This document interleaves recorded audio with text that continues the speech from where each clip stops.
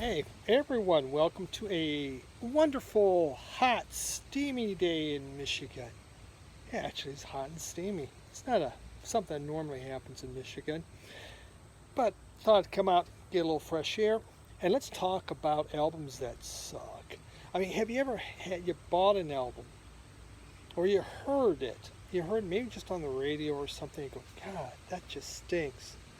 But then 10, 15, 20, maybe 30 years later, you love it. I think we have that, don't we? Our taste evolve. What we're listening to at one time kind of changes, and suddenly something that just was totally ignored becomes, I get it.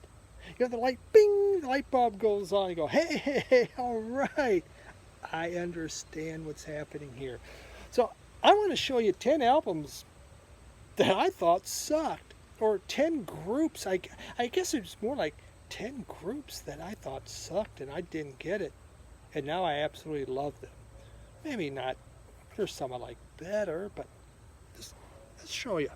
First one, Steely Dan. Came out in the 70s. You know, a lot of this goes back to my college years, but even in the 80s. And I heard Steely Dan, and it's like, what is that about? It was just so complex. It was so different. It wasn't like Jim Stafford's I don't like spiders and snakes. That ain't what it takes to love me. That was simple. It was a nice melody.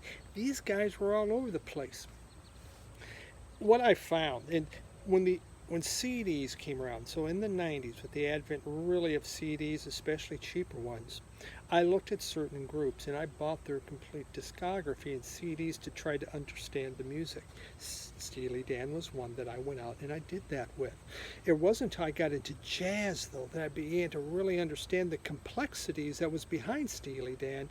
Wound up finding all their albums, lost all their albums, but I enjoyed this group, and I really got into Steely Dan, and now I just think that they're just wonderful. But at the time, Steely Dan sucked. You know, and what's interesting is, you know, in the 80s, I heard this group, Velvet Underground, and I loved it right away. You talk about something that a lot of people turn their nose up to, go, oh my God, that's just noise, that's weird stuff. And yet, to me, I listened to Velvet Underground and immediately it just clicked. I said, I like it. Steely Dan, no. Velvet Underground, yes. Beats me, huh? This is a neat. All right. In the 60s, I was born in 59. The Beach Boys. I didn't really hear. I heard them, in the 60s, some, a little bit on the radio. At the swimming pool, you would hear them. But I never liked the music. I just thought, yeah. I mean, I like surf rock, like Dick Dale and the Ventures. That stuff was kind of cool. These guys with those harmonies and things, I didn't get into the Beach Boys whatsoever. In the 70s and then into the 80s, it's like, I owned zero Beach Boys, zero. I didn't even own Pet Sounds. And then this album came out, Brian Wilson's. And I read a review on Rolling Stone, and I bought this. And this album blew me away. I go, oh my God, listen to that. Listen to the way those harmonies really work and what he's doing. Which then got me more interested in some Beach Boys. Obviously, Pet Sounds is what I went after and really looked at it. Am I a big Beach Boys fan to this day? No, I'm not. They're okay. I can listen to them. I can like them. This album I really, really like. So a little complex. Pet Sounds, I really enjoy Pet Sounds. And maybe that's more because it's more complex. But Beach Boys, thought they sucked. How about, hey Bill from Vinylverse, if you're watching, Genesis. My younger brother bought this in college, and he brought it back to our dorm. We were roommates, and he put that on. I go, oh, that sucks. What is that? He goes, it's Genesis. I go, well, I don't care if it's Genesis since the beginning. It needs to be at the end. And I didn't like it whatsoever. And then, in the 80s, a lot of the 70s albums were dirt cheap. Genesis you could buy dirt cheap. And I would pick up a few, and I go, what? What's a Peter Gabriel doing? I'm not talking about the new Genesis. I'm talking about the 70s. I go, what? Why is he dressed so weird? What's up with that? Is he like Rocky Horror Picture Show? What's he doing?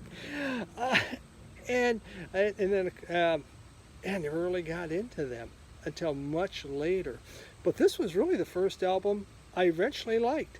It was what my little brother had bought. Yeah, listen, I kind of miss that album now, and I wound up buying it probably in the aughts.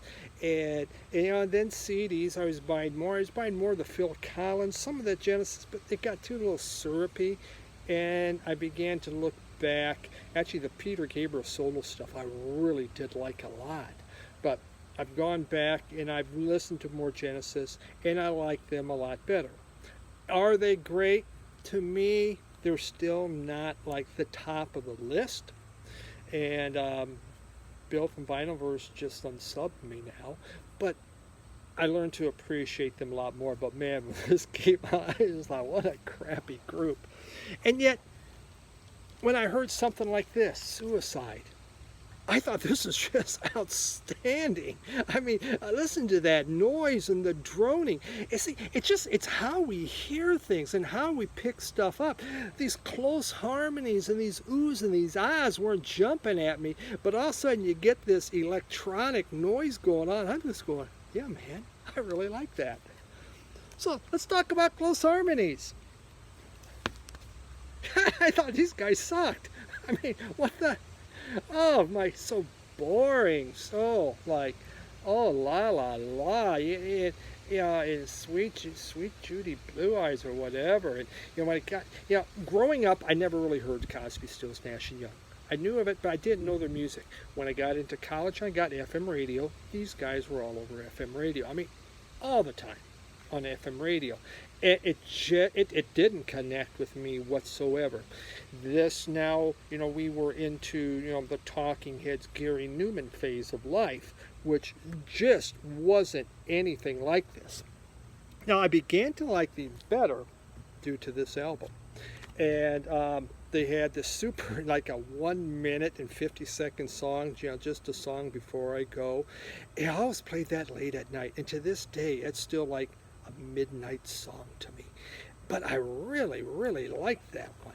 But, now I really enjoy Cosby, Stills, Nash and Young. I like the harmonies. I like what they've done. Cosby, Stills and Nash, or Cosby, Nash, Cosby, Stills. What the hell are they doing it? But at the time, my God, you guys suck. How about some old fogey music? Johnny Cash. Okay. He came out with a television show, and I wasn't even a teenager, and I go, who's the old guy? Why is he in black? I mean, isn't that country he's singing? And I never liked it. I mean, I just didn't get into Johnny Cash. Boy Named Sue. I loved the Boy Named Sue because the lyrics were easy to remember. Ring of Fire was kind of cool too. But overall, no appreciation for him whatsoever. It wasn't until Rick Rubin's took over and did his whole video album with him. And then I go, wow, I am really liking this. And, especially when he did Long Black Veil. And I became a big Johnny Cash fan. I really went out and I began buying a ton of his stuff and investing. I got the whole big box set now of all the American recording sessions. I had most of his 60s and a lot of his 50s work. Again, lost it all, but I grew to appreciate him. But at the time, it's like, who is this? This is this old guy. I mean, why has he got a TV show? I mean, because I don't get it. All right, here's one. This sucked. That's Jimi Hendrix. Oh my God. I knew who he was growing up. I'd heard of him. Woodstock. That guy that put the guitar on fire. The guys I hung out with, we didn't listen to any of that. It wasn't Bachman Turner Overdrive. It wasn't Sugarloaf. And in college then, again, FM radio, They were always playing Jimi Hendrix. And it's like, I kept thinking of it was like Dr. Seuss and The Grinch Who Stole Christmas. Noise, noise, noise, all this noise. And it was just so much. It was this assault of the guitar, and it's like, God, I'm not sure about this. In the 80s, though, again, their albums became very cheap, and I picked them up. And then in the 90s, I began buying the CDs, and I really began to love Jimi Hendrix. I had a wonderful, huge box set of all the Hendrix stuff. It came out of Germany. That was pretty cool. So I mean, I brought in most all of his works, and so totally had an appreciation. But it took 20 years. I just thought, God, this guy's really just kind of a lot of really loud noise going on. It's like I didn't like really the first Led Zeppelin. I just thought, Jesus, what are they doing? They're torturing their instruments. But times change, and that's a classic case.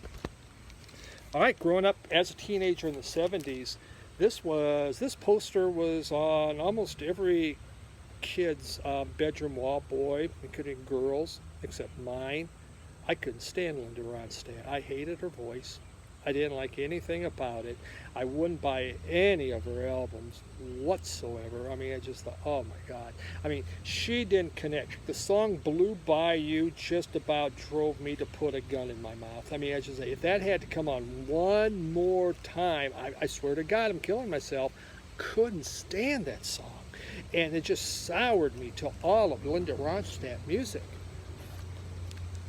Then this one came out, and I bought it. And I loved it. I thought, yeah, that's really nice. Her doing the standards. And I was dating my girlfriend, which is now my wife. She really dug this, so that also helped a lot. And it was one of the few albums that she would listen to.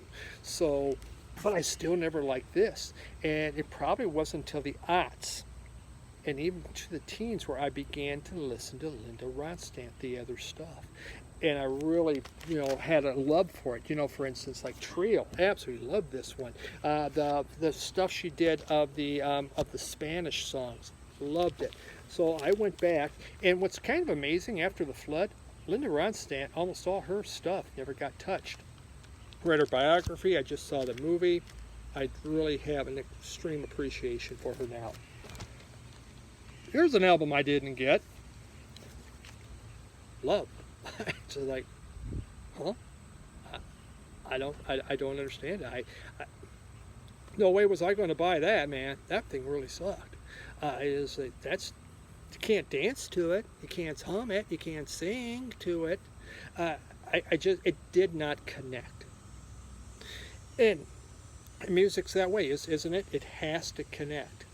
The cat's out here. He's kind of looking to see. I guess he's looking to kill something. I don't know.